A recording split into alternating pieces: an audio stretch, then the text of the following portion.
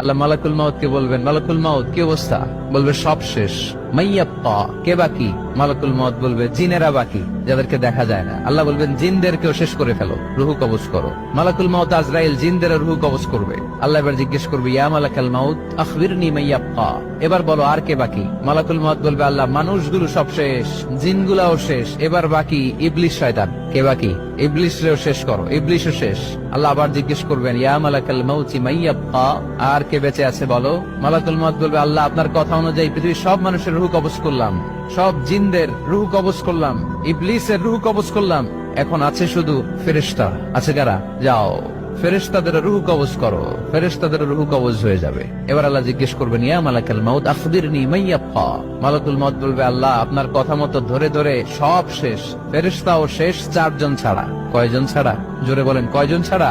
ইসরাফিল, জিব্রাইল, মিকাইল, আজরাইল। আল্লাহ এই 4 জন আমরা বাকি। আল্লাহ বলবে, যাও ইযহাব ইনতালিক ইলা জিবরিল ওয়াকবাদ রূহাহ, জিব্রাইলের রুহু কবজ করো।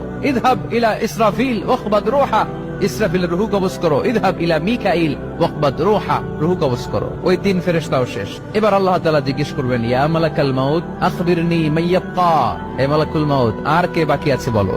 মালাকুল মাউত বলবে, আল্লাহ আপনার কথা মতো মানুষগুলো শেষ, জিনগুলো শেষ, ইবলিস শেষ, আমার বাকি 3 ভাই ইসরাফিল, মিকাইল, জিব্রাইলও শেষ, শুধু আমি, শুধু আমি।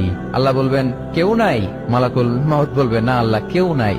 এবার আল্লাহ তাআলা বলবেন, মালাকুল মাউত তুমি তো সবাই রে মারছো, এবার তুমি মরো, এবার তুমি মরো, তুমি মরো। শোনার সাথে সাথে মালাকুল মাউতের কাঁপুনি ছুটে যাবে, খিঁচুনি এসে যাবে ভয়ে। আল্লাহ বলবেন, কাঁপুনি দিয়ে তো লাভ নাই, কারণ কুল্লু নাফসিন যায়িকাতুল। রব্বুল আলামিন বলবেন, মালাকুল মাউত কেঁদো না, এটাই দুনিয়ার বিধান, আমি আল্লাহর দেয়া বিধান, এটাই, জন্মালেই মরতে হয়। যাও জান্নাত জাহান্নামের মাঝখানে একটা জায়গা আছে, জায়গাটার নাম হলো আরাফ। এই আরাফের মধ্যখানে যে দাঁড়া, ওখানে যে মালাকুল মাউত কাঁপতে থাকবে। মালাকুল মাউত বলবে, আল্লাহ সৃষ্টির শুরুতে যদি জানতাম, সৃষ্টির শুরুতে যদি জানতাম সবাইকে মৃত্যুদান করার পরে, রুহু কবজ করার পরে আমাকেও মরতে হবে, তাহলে এই কঠিন দায়িত্বের ব্যাপারে আপনার কাছে ক্ষমা চাইতাম। আজকে আমারও যে ভাগ্য বরণ করে নিতে হবে সৃষ্টির শুরুতে, আমি এটা কল্পনাই করতে পারি নাই। আল্লাহ বলবেন, নো টক, মুত ইয়া মালাকাল মাউত, মর, মরে যা, মুত, মরে যাও।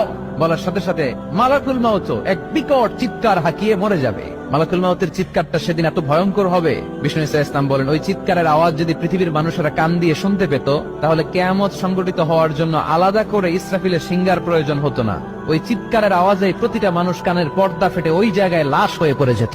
এবার ডানে বায়ে সামনে পেছনে উপরে নিচে কেউ নাই, একজন ছাড়া। জোরে বলতে হবে, তিনি কে?